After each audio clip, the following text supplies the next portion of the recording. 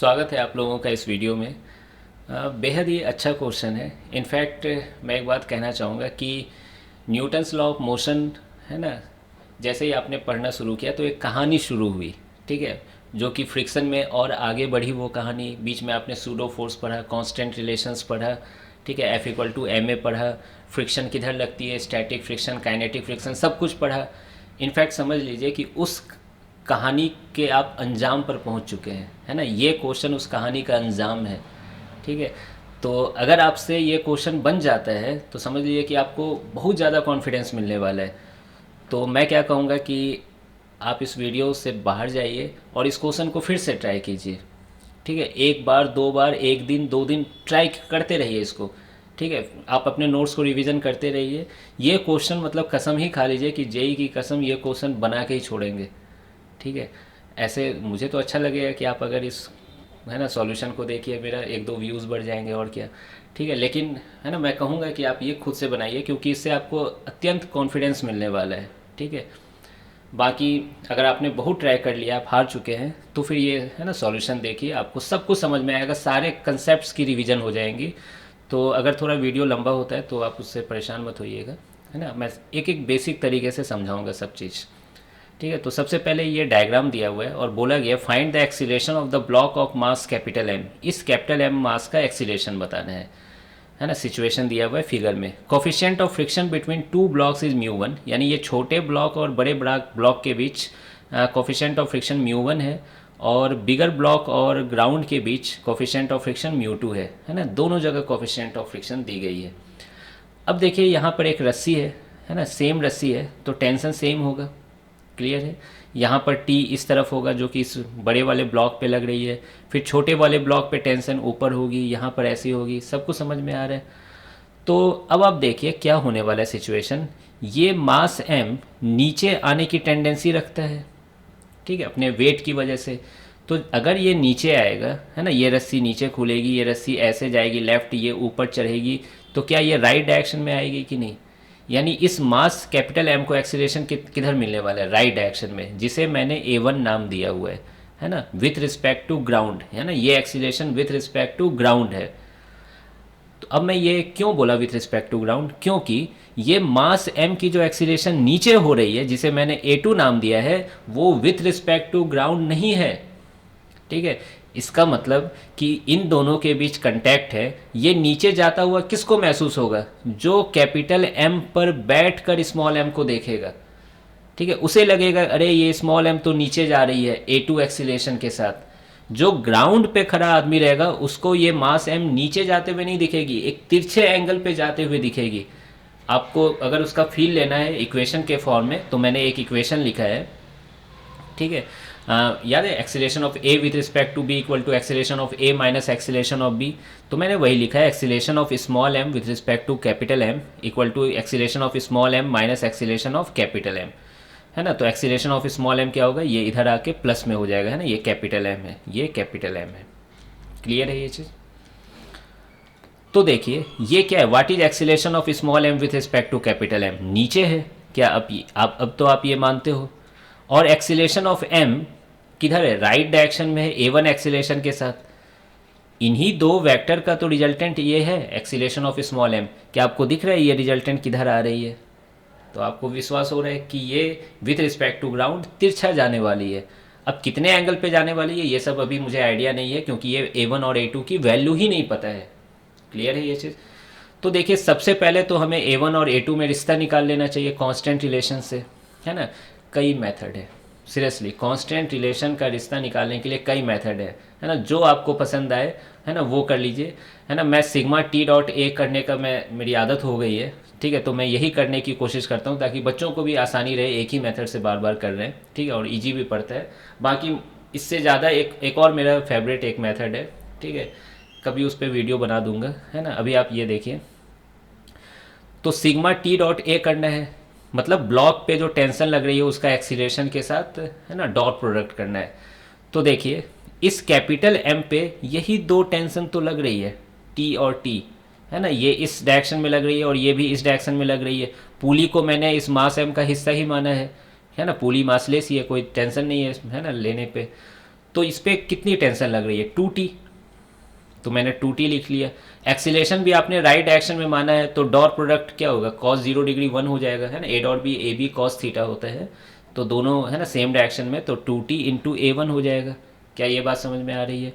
फिर इस मास m पर देखिए, तो टेंशन ऊपर लग रही है, क्लियर है, लेकिन इसका एक्सीलेशन भी देखिए अजीब है, A1 इधर और A2 इधर, है ना, A1 आई कैप माइनस A2 जे कैप।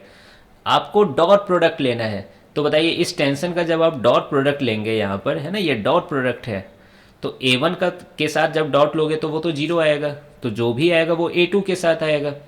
ठीक है, A1 के साथ क्यों जीरो आया, क्योंकि 90 डिग्री पे है टेंशन और A1। आ रही है बात समझ में?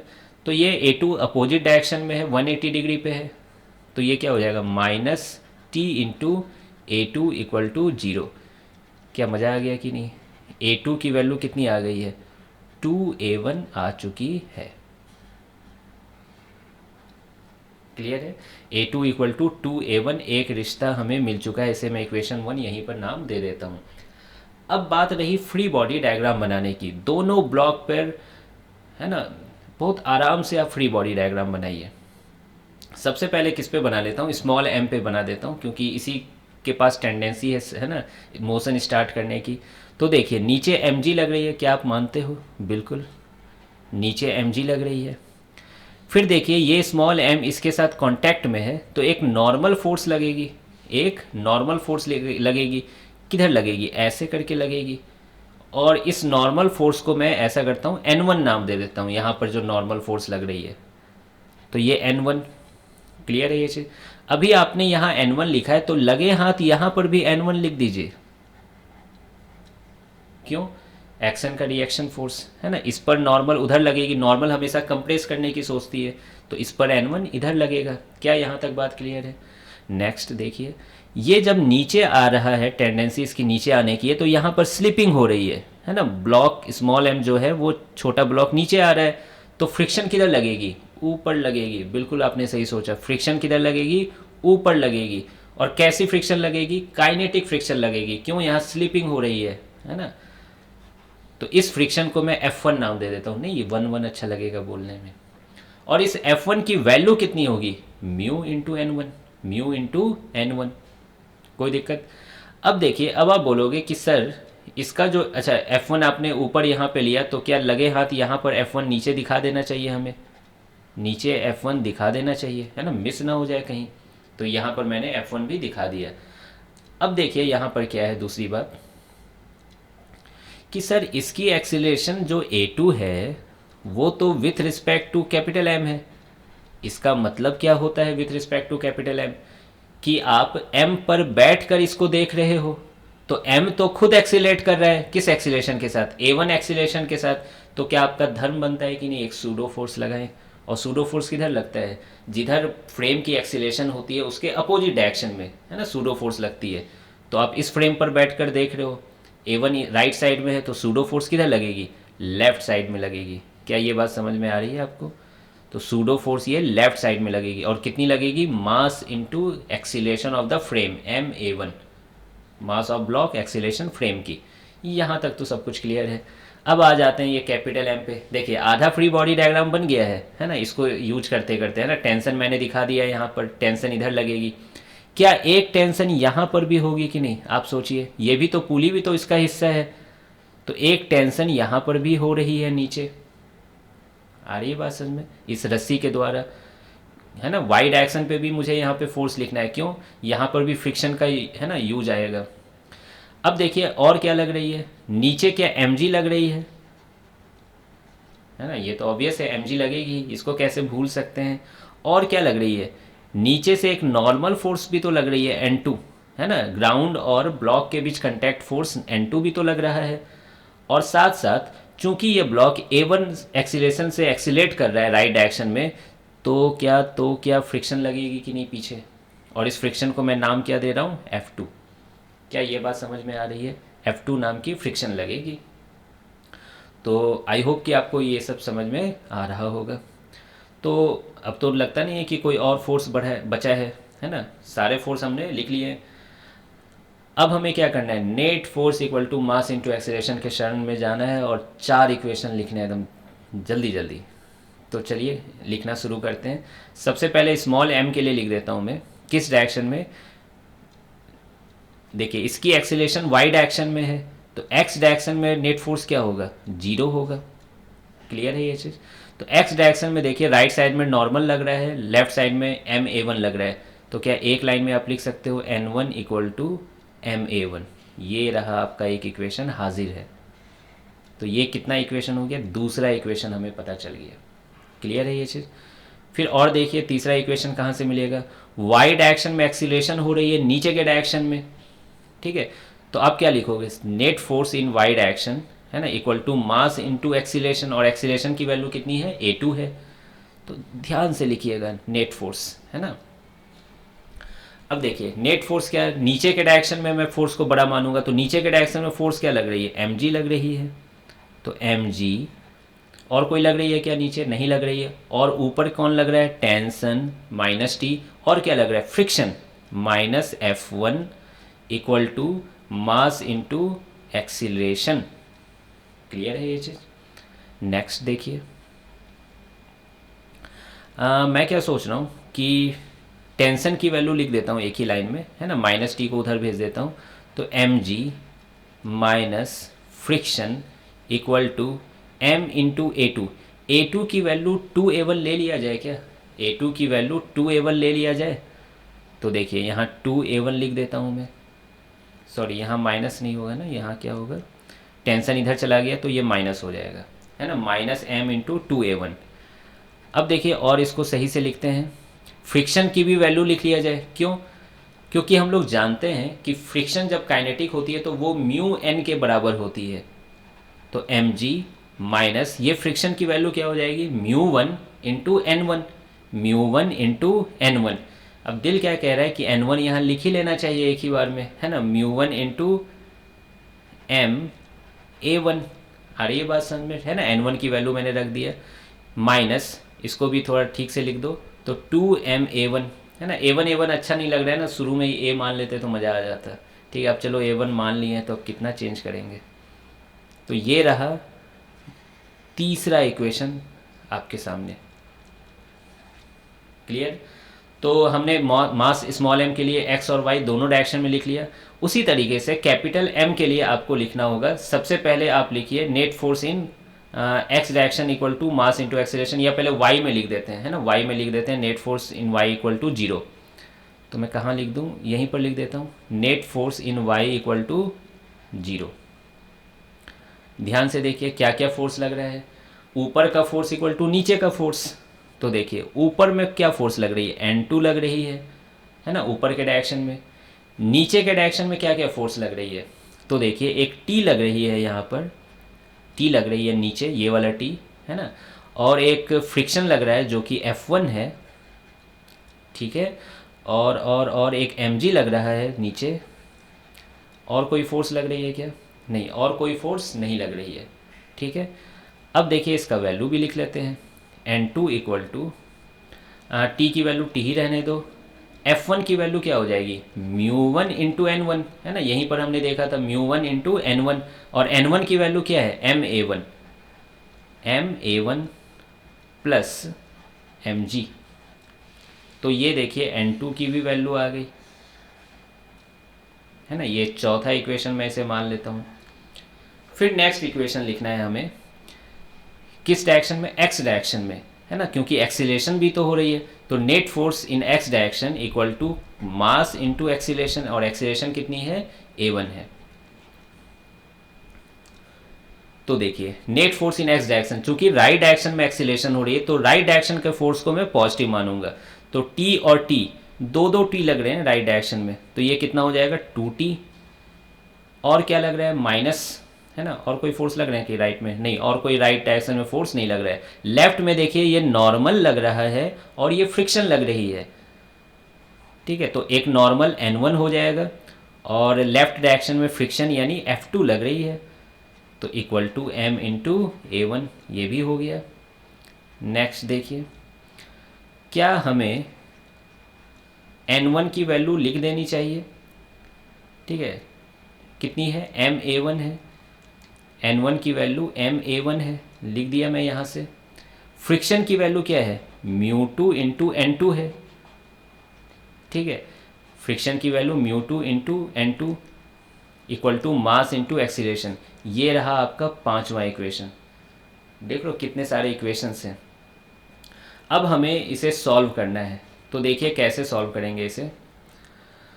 मैं क्या कह रहा हूँ कि इसी इक्वेशन को लेके आगे बढ़ जाते हैं, है ना, ये पांचवा इक्वेशन को लेकर ही आगे बढ़ जाते हैं। टी की वैल्यू क्या कहाँ से रख लेंगे, टी की वैल्यू यहाँ से रख लेंगे, क्लियर है, टी की वैल्यू यहाँ से रख लेंगे। और एन वन की वैल्यू तो मास इंटू एक्सेलरेशन है ही हमारे पास, और एफ टू की वैल्यू क्या है, mu two into N two, और एन टू की वैल्यू क्या है, T plus mu one M one A one plus M G, ठीक है। यहाँ से कुछ हो सकता है क्या, है ना, टी की वैल्यू एलिमिनेट कर दें कहाँ से, अच्छा हाँ हो जाएगा। 3 और 4 को आप जोड़िए, है ना, 3 और 4 को जोड़िए, मैं यहीं पर साइड में जोड़ रहा हूँ। 3 प्लस 4, 3 प्लस 4 को जोड़िए, जोड़िए या फिर टी की वैल्यू यहाँ रख दीजिए, वो ज़्यादा अच्छा रहेगा, है ना। 3 और 4 को देखना है बस, 3 और 4 को। तो देखिए यहीं पर आपको, है ना, एक रिजल्ट मिल जाएगा। एन टू इक्वल टू क्या हो जाएगी, N two equal to T की वैल्यू जब आप रखोगे small M G minus mu one M one A one minus two M A one, तो आप देख पा रहे हो minus mu M A one, mu one M A one, और ये प्लस वाला कट जाएगा, क्लियर है ये चीज़।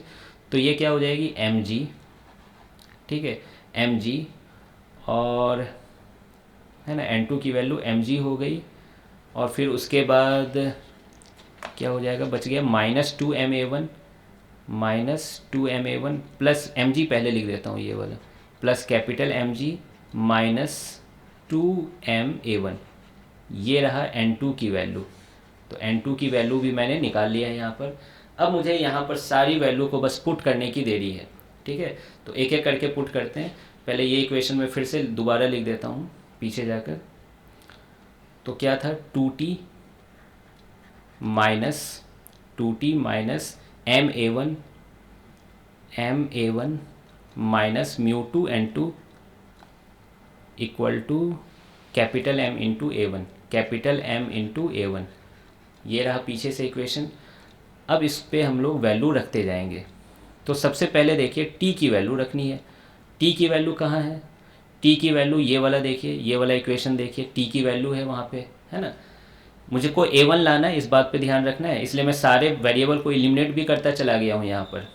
M G minus mu one M A one minus two M A one, ठीक है, यहाँ पे लिख दीजिए M G minus mu one M A one minus two M A one, minus ये एम ए वन तो वैसे ही रह गया, minus mu two, N two की वैल्यू भी लिख लेते हैं पीछे से, ये एन टू अभी अभी निकालें, small M G plus capital M G minus two M A one, small M G plus capital M G minus two M A one equal to capital M into A one. तो ये रहा। अब तो इसको solve करना है, आप जल्दी से, है ना, खुद से भी सॉल्व कर लीजिए, ठीक है। तो देखिए मैं इसको पहले 2 से मल्टीप्लाई कर दिया हूँ, तो कर ही देता हूँ। 2 M G minus two mu one M A one minus 4 M A one minus M A one minus mu two small M G minus mu two capital M G minus two mu two, नहीं minus नहीं, plus हो जाएगा, minus minus plus हो जाएगा, 2 mu two M A one equal to capital M into A one, ठीक है। हिम्मत नहीं हारना है, हो जाएगा सॉल्व। अब देखिए ये 2 mg को ऐसे ही रहने देते हैं यहाँ पर। मुझको सारे a1 को मैं एक साइड ले जाऊँगा, क्यों, a1 की वैल्यू ही चाहिए। तो 2 mg यहीं रह जाएगी, और कौन रह जाएगा, ये रह जाएगा और ये रह जाएंगे, है ना। तो ये 3 लोग इधर ही रह जाएंगे। तो मैं इसको एक बार फिर से लिख देता हूँ, 2 mg minus mu two small M G minus mu two capital M G equal to, बाकी सब उधर चले जाएंगे, सबके पास देखिए a1 है ना। तो a1 को मैं कॉमन ही ले लिया हूँ, एक कैपिटल M इधर वाला बच गया, और सब ये माइनस माइनस वाले प्लस हो जाएंगे। यहाँ पे ध्यान दीजिए, ये माइनस 4 एम ए वन और minus M A one minus 5 M A one हो जाएगा। तो इसको उधर जाके प्लस लिख देता हूँ मैं, प्लस 5 एम। तो ये जा चुका है। अब इसको देखिए, इसको भी देख लीजिए, इसको भी भेज देते हैं, प्लस हो जाएगा ये +2μ1 × m, ये भी चला गया और कौन बच गया, अब ये बच गया, ये वाला चीज़ बच गया, ये इधर जाके माइनस हो जाएगा, -2μ2 × m। देखिए बहुत हद तक हम लोग सॉल्व कर लिए हैं, आपको भी दिख रहा होगा आंसर आता हुआ। जी अब कॉमन ले लेते हैं यहाँ से, तो 2m माइनस, और यहाँ से μ2 भी कॉमन ले लेते हैं, तो ये क्या बन जाएगा, m + M। स्क्वायर ब्रैकेट का यूज कर लेते हैं, ये g हो गया a1। फिर से यहाँ पे देखिए m तो m है ही, प्लस है ना, यहाँ तीनों में m है तो ले लिया जाए क्या कॉमन m को, यहाँ क्या बचेगा 5 बचेगा, प्लस है ना, ऐसा करिए इसको स्क्वायर ब्रैकेट लेना होगा। फिर यहाँ पर इन दोनों में देखिए 2 कॉमन हो रहा है, μ1 - μ2, ठीक है। इसको अब मुझे लगता है कर्ली ब्रैकेट में यूज करना चाहिए था, है ना, बचपन में सीखा है हमने ये। अब देखिए आंसर एकदम आ चुका है, बस लिखने की देरी है। a1 = क्या आया, ये वाला नीचे ले आइए, तो ये क्या हो जाएगा, देखिए 2m - μ2 m + M into g divided by M plus, ये पूरा लिख दीजिए, m 5 + 2μ1 - μ2, ठीक है। ये रहा फाइनल आंसर। तो देख रहे हैं यहाँ मैथ्स वैथ सब कुछ यूज हो रहा है, NLM यूज हुआ, सूडो फोर्स यूज हुआ, सब कुछ यूज हो गया है ना। ये रिलेटिव मोशन का कंसेप्ट भी कि ये A2 with respect to M है, ये भी यूज हुआ, कांस्टेंट रिलेशन भी यूज हो गया, फिर नेट फोर्स = मास × एक्सेलरेशन, फ्रिक्शन सब यूज हो गए, बस स्टैटिक फ्रिक्शन यूज नहीं हुआ है ना। काइनेटिक फ्रिक्शन आया था तो थोड़ा ईजी ही था ये। तो आई होप कि आपको ये सॉल्यूशन समझ में आया होगा, है ना। मिलते हैं फिर नेक्स्ट वीडियो में।